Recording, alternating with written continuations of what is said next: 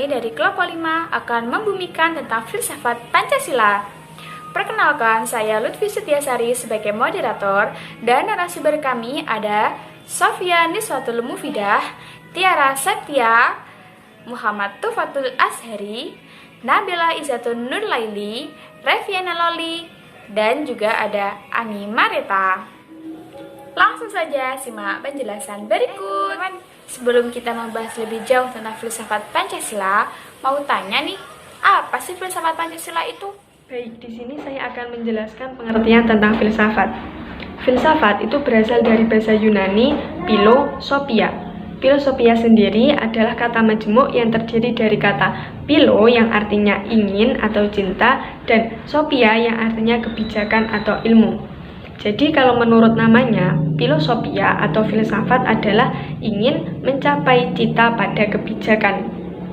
Menurut KBBI atau Kamus Besar Bahasa Indonesia, filsafat adalah sebuah studi atau bidang keilmuan yang membahas tentang fenomena kehidupan dan pemikiran manusia secara kritis dan dijabarkan dengan konsep yang lebih mendasar. Oh, jadi seperti itu. Tapi kalau filsafat Pancasila, apalagi tuh? Ini teman-teman, sebelum kita mengetahui filsafat Pancasila lebih dalam lagi, mari kita ketahui apa sih Pancasila itu sendiri. Nah, Pancasila merupakan filsafat negara yang lahir sebagai ideologi kolektif atau sebagai cita-cita seluruh bangsa Indonesia. Nah, Pancasila itu sendiri dikatakan sebagai sistem filsafat karena merupakan hasil perenungan jiwa yang mendalam oleh para pendahulu kita seperti para pemimpin dan para tokoh ulama yang berada di Indonesia. Nah, setelah itu dituangkan dalam suatu sistem pemikiran yang tepat. Jadi udah tahu ya tadi apa sih penjelasan Pancasila itu sendiri.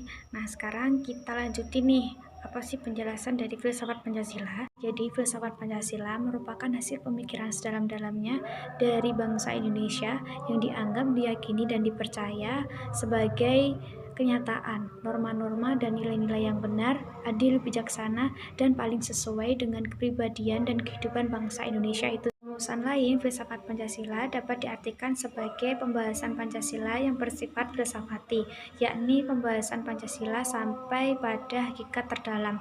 Nah, dalam model pembahasan Pancasila seperti ini merupakan hakikat Pancasila yang bersifat esensial, absolut, umum, universal, tetap, dan tidak berubah. Nah, jadi seperti itu penjelasan Pancasila. Mau nambahin nih, filsafat Pancasila sendiri oleh Soekarno dikembangkan sejak tahun 1955 hingga berakhirnya kekuasaannya tahun 1965. Pada saat itu Soekarno selalu menyatakan bahwa Pancasila merupakan filsafat asli Indonesia yang diambil dari budaya dan tradisi Indonesia dan akulturasi budaya India seperti Hindu-Buddha, Barat seperti Kristen, dan Arab seperti Islam. Menurut Soekarno, ketuhanan ialah asli berasal dari Indonesia, sedangkan keadilan sosial terinspirasi dari konsep Ratu Adil. Soekarno juga tidak pernah menyinggung atau mempropagandakan persatuan. Jika dikritik dari sosial 4, menurut beberapa sumber lain, filsafat Pancasila merupakan bagian dari filsafat Timur, karena Indonesia kerap digolongkan bagian dari negara yang berada di belahan timur. Sebenarnya ada banyak nilai keturunan yang termuat dalam Pancasila. Terima kasih. Oke deh, jadi paham apa itu filsafat Pancasila. Tapi, apa sih manfaatnya? Kayaknya aku tahu nih beberapa manfaat dan penggunaan filsafat Pancasila bagi setiap bidang di negara ini. Contohnya yang pertama nih ya, memperdalam pengetahuan dan pengertian Pancasila sebagai filsafat negara, pandangan dunia, dan pandangan hidup bangsa Indonesia. Karena Pancasila sudah merupakan dasar ideologi bangsa Indonesia. Selanjutnya yang kedua, memberikan jawaban atas pertanyaan yang fundamental atau mendasar dalam kehidupan bernegara.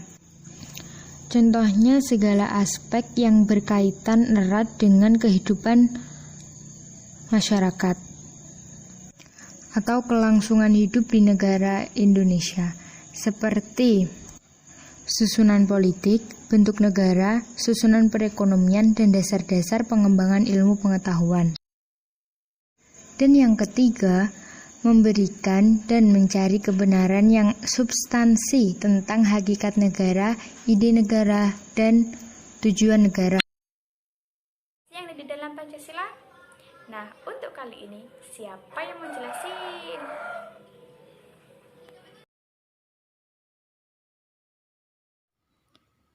Jadi gini Vi, dalam setiap sila di dalam Pancasila itu mengandung beberapa ajaran pokok. Pada sila yang pertama, yang berbunyi Ketuhanan Yang Maha Esa, mengandung ajaran pokok yaitu 1. Selalu percaya dan taat terhadap Tuhan sesuai dengan keyakinan masing-masing. 2. Saling menghormati atau menghargai, serta bekerja sama antar penganut agama, sehingga menimbulkan kerukunan dan kedamaian. 3. Saling menjaga dalam menjalankan ibadah sesuai dengan agama dan kepercayaan masing-masing. Dan terakhir, tidak memaksakan tentang agama kepada orang lain. Untuk sila kedua lanjutin ya, Sof. Kemanusiaan yang adil dan beradab. Ajaran pokok yang terdapat dalam sila yang kedua ini antara lain, yang pertama mengakui akan adanya persamaan derajat, hak dan kewajiban. Yang kedua, mengakui akan adanya masyarakat yang beragama. Yang ketiga, saling menghargai dan melindungi sesama manusia. Yang keempat, selalu bermusyawarah, bersikap jujur, dan bekerja sama sesama manusia. Dan yang kelima, melaksanakan sesuatu dengan mempertimbangkan moral serta peraturan agama sesuai dengan kemanusiaan yang beradab. Nah, aku lanjutin ya, Vi. Jadi, sila yang ketiga adalah Persatuan Indonesia. Ajaran pokok yang terkandung di dalamnya adalah yang pertama, mengutamakan persatuan, kesatuan, dan kepentingan bangsa dan negara atas kepentingan pribadi atau golongan. Kemudian, memiliki jiwa yang rela berkorban demi kepentingan bangsa dan negara. Lalu, mencintai akan tanah air dan bangsa. Yang keempat adalah memiliki kebanggaan menjadi bangsa Indonesia. Dan yang terakhir, saling menghargai, menghormati akan adanya perbedaan suku, ras etnis, dan agama, sehingga bisa terjalin persatuan dan kedamaian. Sila yang keempat, yakni kerakyatan yang dipimpin oleh hikmat kebijaksanaan dalam permusyawaratan perwakilan. Ajaran pokok yang terkandung di dalamnya adalah yang pertama, kebebasan yang disertai dengan tanggung jawab, baik terhadap masyarakat, bangsa, maupun secara moral terhadap Tuhan Yang Maha Esa. Yang kedua, menjunjung tinggi harkat dan martabat kemanusiaan. Lalu, yang ketiga, menjamin dan memperkokoh persatuan dan kesatuan dalam kehidupan bersama. Yang keempat, mengakui perbedaan dan persamaan individu, kelompok, ras, suku, dan agama. Karena perbedaan merupakan suatu bawaan kodrat manusia. Yang kelima, mengarahkan perbedaan dalam suatu kerjasama kemanusiaan yang beradab. Lalu, menjunjung tinggi asas musyawarah sebagai moral kemanusiaan yang beradab.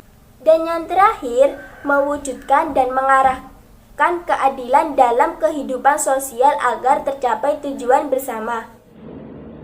Oke, aku sambung ya. Sila yang kelima ini adalah keadilan sosial bagi seluruh rakyat Indonesia. Ada 3 ajaran pokok yang terdapat dalam sila kelima ini. Yang pertama adalah keadilan distributif, yang kedua adalah keadilan legal, dan yang ketiga adalah keadilan kumulatif. Baik, yang pertama adalah keadilan distributif. Keadilan distributif adalah keadilan yang wajib dilakukan oleh negara kepada warganya dalam hal kesejahteraannya, subsidi, bantuan, dan lain-lain. Yang kedua adalah keadilan legal. Keadilan legal adalah keadilan yang wajib dilakukan oleh warga kepada negaranya, seperti menaati peraturan perundang-undangan yang telah dibuat. Yang terakhir atau yang ketiga adalah keadilan kumulatif. Keadilan kumulatif adalah keadilan yang wajib dilakukan oleh warga satu dengan warga yang lainnya, seperti antara warga satu dengan warga yang lainnya harus saling bertoleransi. Oke, terima kasih kawan-kawanku. Aku jadi lebih paham nih apa itu filsafat Pancasila, manfaat dan kegunaannya, juga mengenai ajaran pokok apa saja yang ada di dalam Pancasila.